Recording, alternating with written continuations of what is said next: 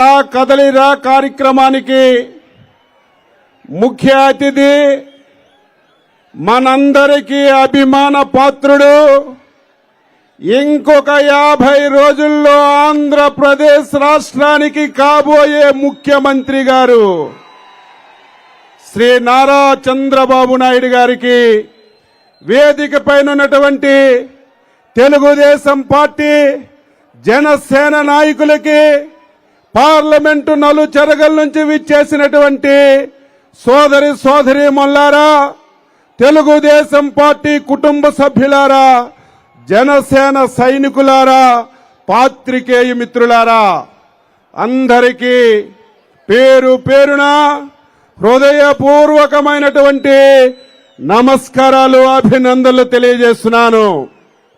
2014 ఎలక్షన్ల ముందు ఇదే ప్లేస్ లో సభ పెట్టిన విషయాన్ని మీకు గుర్తు చేస్తున్నాను.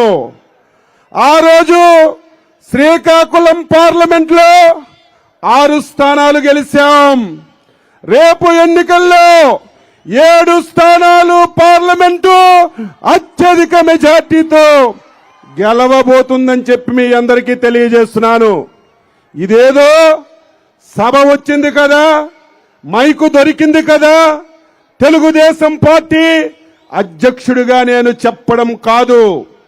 స్వతంత్ర భారతదేశంలో ఆంధ్రప్రదేశ్ రాష్ట్రం ఏర్పడిన తర్వాత ఎంతో మంది ఈ రాష్ట్రానికి ముఖ్యమంత్రులుగా పనిచేశారు. కానీ ఇంత దుర్మార్గమైనటువంటి ముఖ్యమంత్రిని ఇంతవరకు ఎప్పుడూ ఆంధ్రప్రదేశ్ ప్రజలు చూడలేదు, భవిష్యత్తులో కూడా చూడబోరు అని చెప్పి మీ అందరికీ తెలియజేస్తున్నాను. ఏదైనా ఒక ప్రభుత్వం పైన, ఏదైనా ఒక ముఖ్యమంత్రి పైన 5 సంవత్సరాల పరిపాలనలో వ్యతిరేకత చూశాం. ఒక ప్రాంతమో, ఒక వర్గమో, ఒక కులమో వ్యతిరేకత చూశాము. కానీ ఫస్ట్ టైం 5 కోట్ల మంది ఆంధ్రులు చీగొడుతున్నటువంటి ముఖ్యమంత్రి జగన్మోహన్ రెడ్డి అని చెప్పి ఈ సందర్భంగా తెలియజేస్తున్నాను. ఆంధ్రప్రదేశ్ అంటే దేశానికి ఒక దిక్సూచి.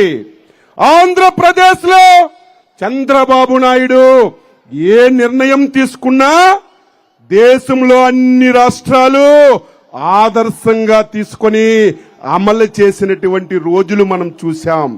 అటువంటి ఆంధ్రప్రదేశ్ ని దేశంలో ఎంత దారుణంగా ఈ ముఖ్యమంత్రి తయారు చేశాడో ప్రజలందరూ కూడా అర్థం చేసుకోవాలి.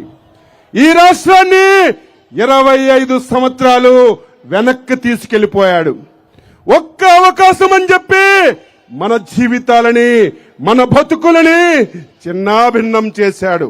అందుకే రేపు ఎప్పుడు ఎన్నిక జరిగినా అచ్చెన్నాయుడు గారు 2 సంవత్సరాల నుంచి చెప్తున్నాడు.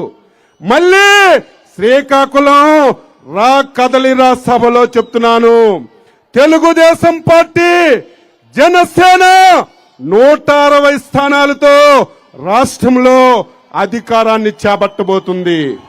ఈ విషయం మనకే కాదు, జగన్మోహన్ రెడ్డికి తెలుసు. జనసేన తెలుగుదేశం పార్టీ కలిసిన రోజే జగన్మోహన్ రెడ్డికి ప్యాంటు తడిచిపోయింది. నిన్న లేదు మొన్న 99 స్థానాలు చంద్రబాబు నాయుడు గారు మొదటి జాబితా రిలీజ్ చేసిన తర్వాతే వైసీపీ తట్టాబుట్టా సర్దుకునే కార్యక్రమాన్ని ప్రారంభించిందని చెప్పి మీ అందరికీ తెలియజేస్తున్నాను. ఆ రకంగా ఈ రాష్ట్రంలో ప్రతి ఒక్కరూ స్పందిస్తున్నారు. ఈరోజు వైసీపీలో ఉన్నటువంటి పిచ్చి కుక్కలు మాట్లాడుతున్నారు. జనసేన అధిపతి పవన్ కళ్యాణ్ గురించి మాట్లాడుతున్నారు, చంద్రబాబు నాయుడు గురించి మాట్లాడుతున్నారు. మా గురించి మాట్లాడే నైతిక హక్కు మీకెక్కడుంది? మాది ఒక రాజకీయ పార్టీ, పొత్తులు పెట్టుకుంటాం. ఎక్కడ పోటీ చేయాలో మేము నిర్ణయిస్తాం తప్ప మీకు మాకు అందులో మీకు సంబంధం ఏముందని చెప్పి తెలియజేస్తున్నాను. ఈరోజు రాష్ట్రంలో పరిస్థితులన్నీ కూడా మనం చూస్తున్నాం. ఈరోజు ఏ ఒక్కరమైనా సరే అధికారం గురించో పదవుల గురించో కాదు, రాష్ట్ర భవిష్యత్తు గురించి ఆలోచించాలి. రాష్ట్ర భవిష్యత్తు గురించి ఈ రాష్ట్రంలో చాలా మంది త్యాగాలు చేయవలసినటువంటి అవసరం ఉంది. పవన్ కళ్యాణ్ గారు, ఆయనకి నేను సెల్యూట్ కొడుతున్నాను. ఈ రాష్ట్రం ఇంత దారుణంగా తయారైంది. ఈ రాష్ట్రంలో ప్రజలు బతకడానికి అవకాశం లేనటువంటి పరిస్థితిని కల్పించాడు. అందుకే రేపు 2024లో వైసీపీ విముక్తి ఆంధ్రప్రదేశ్ ను చూడాలని, వైసీపీకి వ్యతిరేకంగా ఒక్క ఓటు కూడా చీలిపోకూడదని ఈరోజు పొత్తు పెట్టుకొని పెద్ద హృదయంతో ఈరోజు ఈ రాష్ట్రంలో పనిచేస్తున్నటువంటి నాయకుడు. మనందరం చాలా జాగ్రత్తగా ఉండాలి. జగన్మోహన్ రెడ్డికి ఏ సర్వేలో చూసినా, ఏ ఒక్కరిని మాట్లాడినా, ఏ ఒక్కరిని కదిపినా తెలుగుదేశం పార్టీ జనసేన అధికారంలోకి వచ్చేస్తుందని జగన్మోహన్ రెడ్డికి కూడా తెలుసు.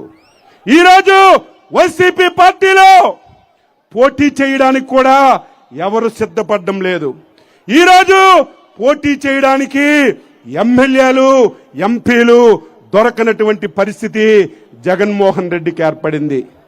చివరి అంశంగా ఇక నేను గెలవలేను, తల కింద పెట్టినా రేపు తెలుగుదేశం జనసేన గెలిచేస్తుంది. చివరి ప్రయత్నంగా 5 కోట్ల మంది ప్రజలారా అప్రమత్తంగా ఉండండి.